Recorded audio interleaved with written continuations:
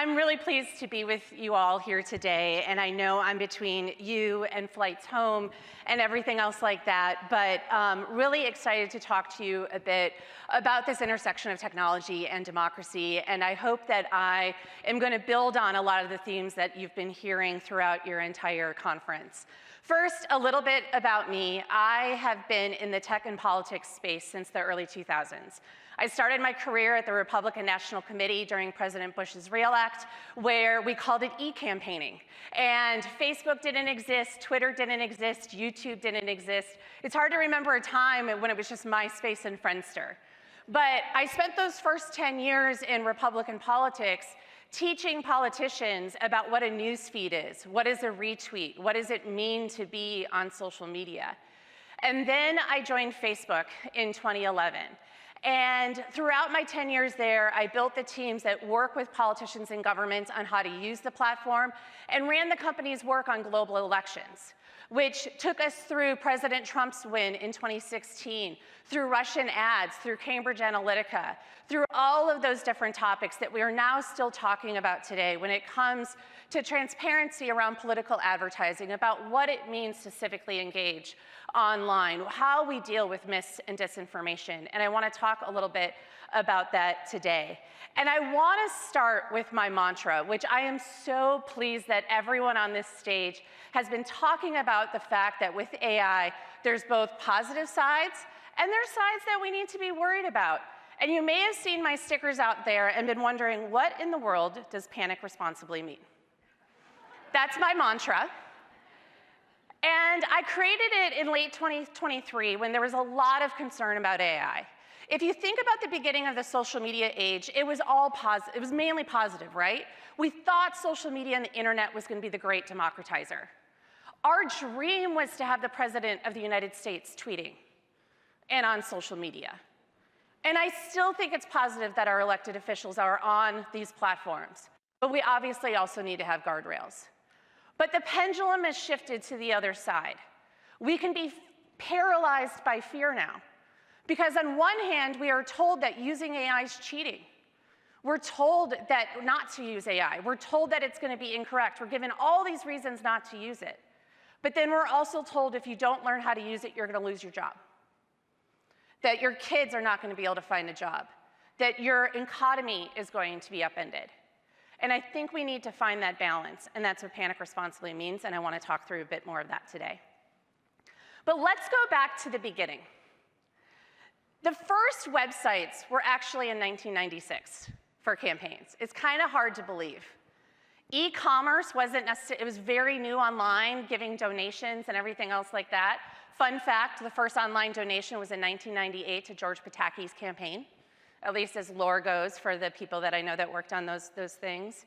And today we have folks like Governor Gavin Newsom on places like TikTok and Instagram, doing reels, doing direct-to-camera conversations with their constituents. We have a very fragmented media environment that we're going to talk about, that all of these, not just politicians, but the media, us as citizens, we're trying to navigate. Every single day we are being asked many, many times, is what I'm seeing real online? Is this really true? What do I believe? Who should I believe? Who should I be following? And if you look at, and I think the history of all this is really important to look at, because in the early 2000s with the early internet, you had the Howard Dean campaign in '04 using the web to organize. You had President Obama in 2008, which was really the first social media campaign. And think about that '08 election when we think about where AI is today. Last year was a historic year of elections around the globe. And everybody was so worried about the impact that AI was going to have on those elections. But we have to remember the technology was still very early in that election last year, just like social media was super early for President Obama in 2008.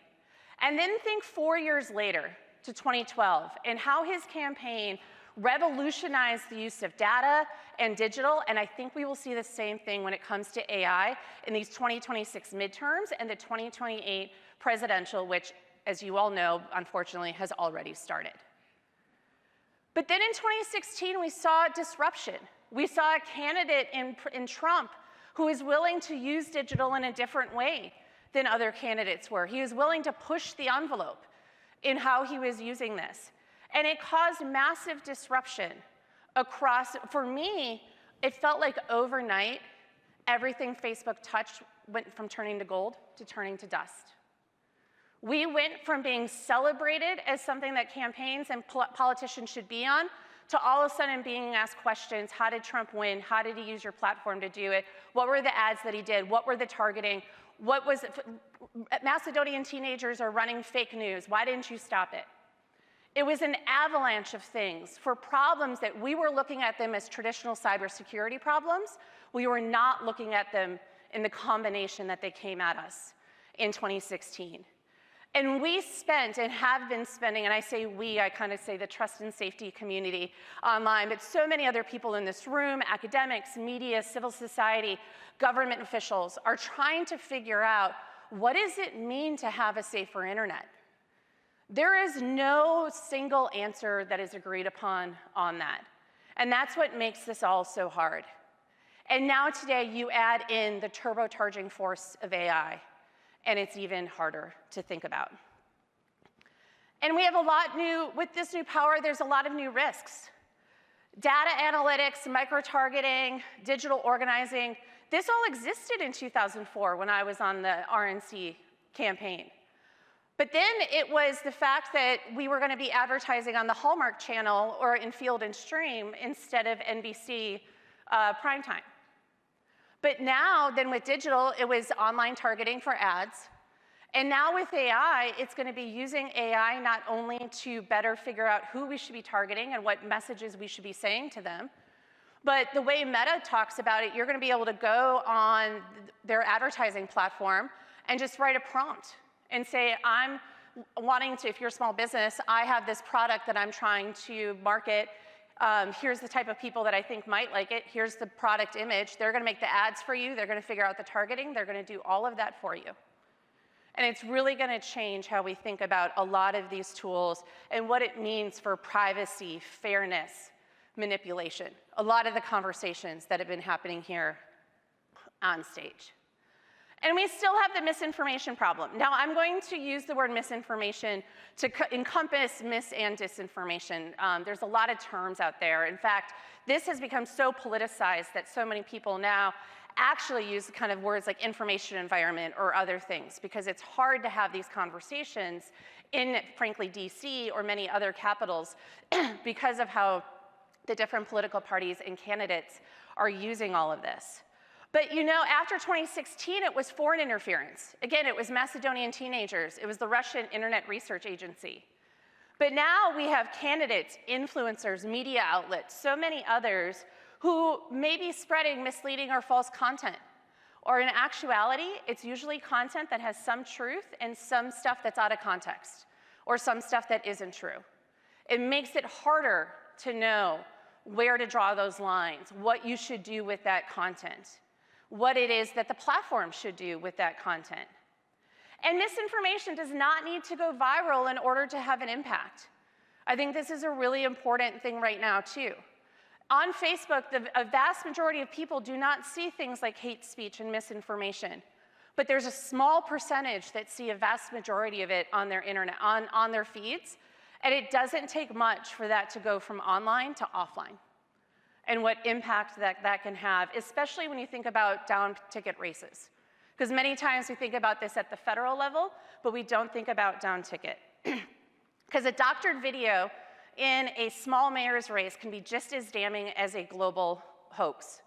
And AI deepfakes make this even more potent, make it even harder to figure out what it is and how campaigns should handle this, in figuring out when somebody does or does not create a deepfake, and if it's something that's helpful or not, but even more so how you want to use it on your campaigns, how you want to use it in your ads, in your campaign material, and where you're transparent about that and what that means.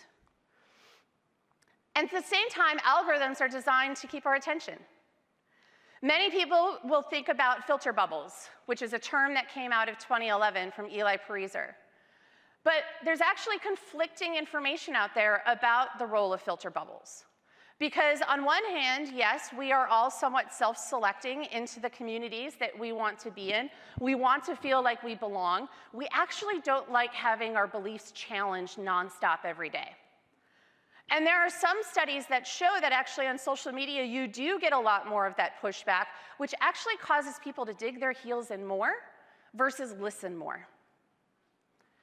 But again, it brings up an interesting question. What is the right decisions of what should be shown in someone's algorithm? Who gets to decide about what somebody does or does not see? What does it mean? What are you looking for when you go online? What is the type of information that you're wanting to get? And this is where I think there's a study from Google and a company called Civic that has been if you all remember the meme a couple years ago, the Roman Empire, about how guys think about the Roman Empire like every day. So this study is like my Roman Empire, which they observed a small group of Gen Zers, but I actually think this really applies to the broader populace. So they observed how they were using the internet. They didn't ask them. I think this is really important, like especially right now, you see a lot of AI polls of people being very worried about AI, but it turns out they're also using it too. And so what they found by observing these Gen Z folks is that they were able to plot it on this axis where across the horizontal, it goes from light content to heavy content. On the vertical axis, it goes from self-consequences, it's not going to impact anyone other than themselves, to the bottom, which is social consequences, where it is going to impact others and they feel like they have to take action. So you'll see here that, not surprisingly, most people just want to go to TikTok and Instagram and look at cats on Roombas. I like gardening videos. Some people may like cooking videos, right? Or you're wanting to see home decorating stuff, or that dishwasher's broken, or I think Jerry was talking about her engine being broken. You're trying to figure out how to get things done, how to get things fixed. But what you'll notice there is the three on the side of the keeping up with the times, making a big life decision, and prepping for debate. What this tells me is that it's not that people are burnt out of the news. They are, but they want to be intentional when they're getting it. They want to protect their own emotional and mental health, and they want to know when they're going in to get news, because they know they need to keep up with the times. They know that they need to be prepared if they're going to a place like this and know what the news is, but they don't necessarily want to be in that mode when it's late at night and they're just trying to decompress. I think this is why things like newsletters and podcasts are very popular for news these days, because that's a place somebody goes to intentionally go and get that information. Now, what are the tech companies doing? We've heard a lot about this, and I'm going to try to go quickly through this, but feel free to take a picture and we can share these slides after. But one of the biggest things when we're thinking about AI right now is you really need to think about the mind shift that you have to do. When AI first came out, put a Post-it note on my computer that said, "Can you use AI for that?" Because I was having a hard time shifting from thinking about, because AI and using ChatGPT or Claude is not like using search. A prompt is not a search query.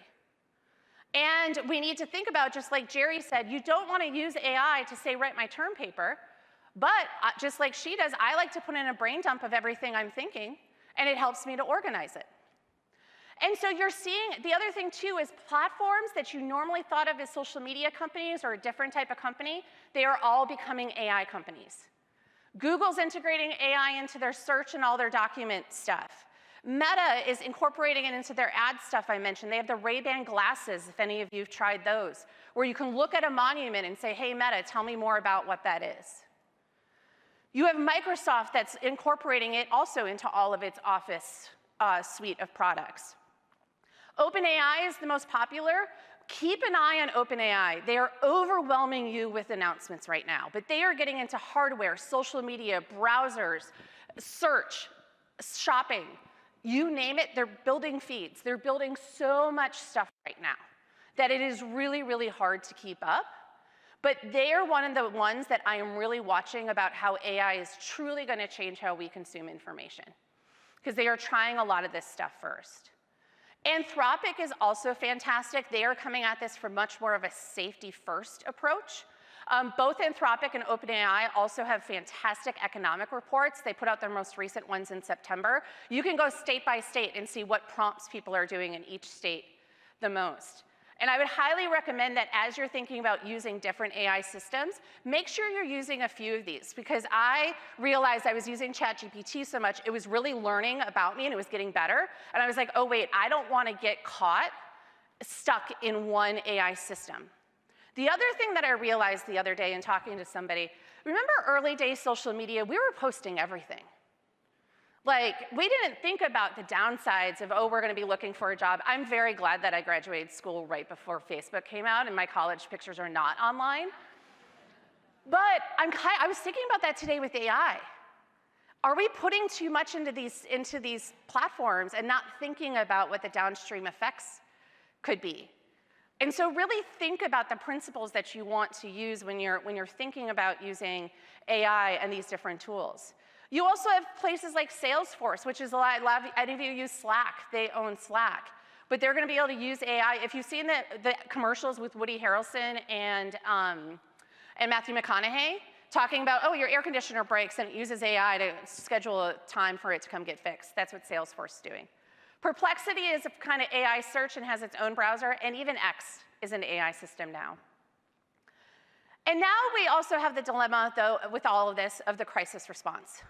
What do we do when there is breaking news? What do we do when all of this is coming at this so closely? There will be viral videos that will come out ahead of an election. We have to figure out if they're true. Real things will happen, like the bridge collapsing in Baltimore, I think it was last year or the year before, and there's going to be a fog of knowledge in the beginning while we're trying to figure out what that looks like. And all these platforms are trying to figure out what to do, and even the smaller ones have even less time in which to figure it out. So what can you do? So I want to tell a story. So yesterday, I flew out of DCA. Anybody here from DC fly DCA? I was very lucky, thankfully. I got lucky, I got upgraded to first class, yay Delta. And I happened to be in a window seat. Normally I'm in an aisle. And so I'm on my phone, just, on my phone while we're taking off, and I realize that I'm looking towards the mall.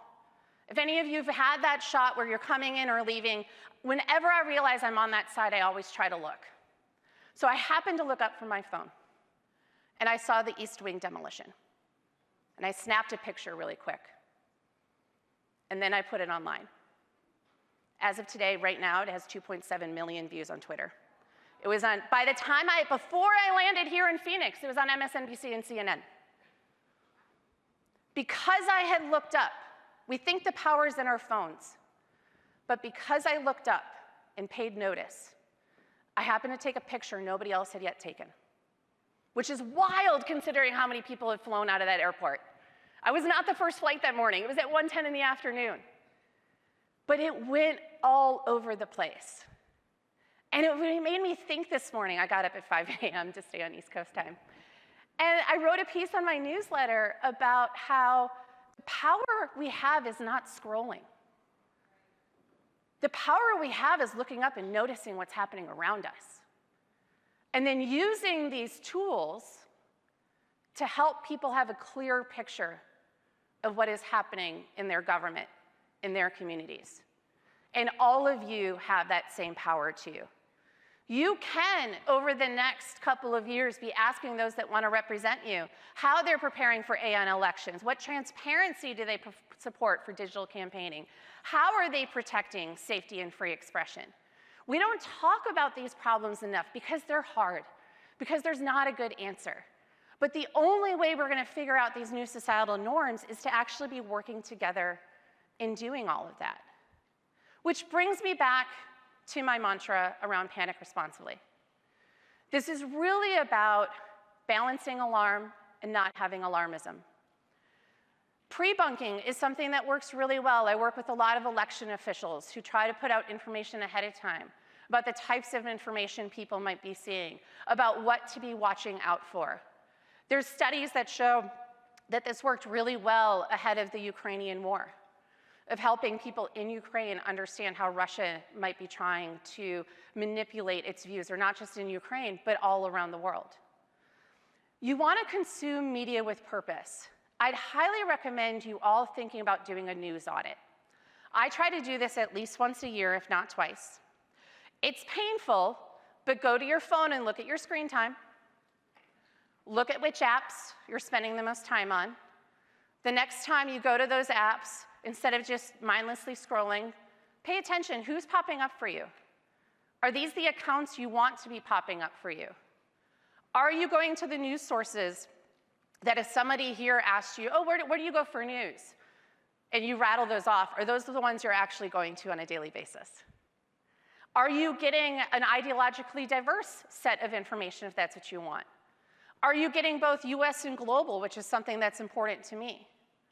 But I find very often that we don't take that moment in time to actually look at our own habits and kind of figure out, is there something I need to change? Is there another voice that I want to be bringing into my fold to make sure to help me understand and just make sense of all the chaos that is happening? And while you're doing all of that, it is really important to report to even the platforms. I know it may seem they like do nothing, but it actually does work. But also talking with your friends and family, talking to people, having that critical eye of being like, is that thing AI? And then I think there's also the question we really need to dig into is, if it is, so what? Because I think there will be some things for entertainment where it makes us feel good, and it's kind of like, I'm cool with that video of that dog that became friends with an eagle, but as that video was going on, I'm like, there's no way a bald eagle would act that way. But then I was like, dang it, it's AI. And I'm like, ah, it made me feel good, but I know it's not real. Versus if somebody, what happened with Martin Luther King, like the previous panel was talking about, that doesn't feel right to me. And it's hard to put that into quantitative terms, but those are the conversations we need to be having. And we need to know that this is all a shared responsibility. I know it can feel daunting. Like, how do any one of us as an individual person have any power to change the conversation? I can't believe I'm saying this, but I did that yesterday. By looking up from my phone, I looked out the window and I broke news for people to see the actual footprint of what damage had been done to the East Wing and what that looked like, and how that was something nobody could get on the ground, and it wasn't matching up the story that we were necessarily getting from the White House. And so I think all of us, you all have the power to pay attention to what it is you click on, what you engage with, what you consume online, and then also when you put the phone down and pay attention and engage with everybody around us. You can also take screen breaks. You can talk transparently about how you're using AI and just model good habits, right? I think so many of us, and I try to do this in my newsletter, share the vulnerability of how hard it is to navigate this in the moment. I am trying every day, I am learning something new about how I do or do not want to use AI for my writing. If you go to my newsletter, you will see an ethics and disclosure transparency thing that will tell you how I'm trying to use AI. But I think it's, again, important that we talk about all of this and try to model the behavior that we would like to see from everybody else. Because at the end of the day, I do think our democracy is going to hold. I think that I have a lot of optimism for our future. I think there's so much opportunity right now. But the next couple of years are going to be tough. It is going to be massive change. We're all going to have to learn how to pivot. We're all going to have to learn that what we thought was the right path yesterday is not the right path today. But I do believe we can get through it, and I do believe we can get through it by all of us trying to think about and just taking the steps that we need to, and ultimately panicking responsibly. Thank you so much.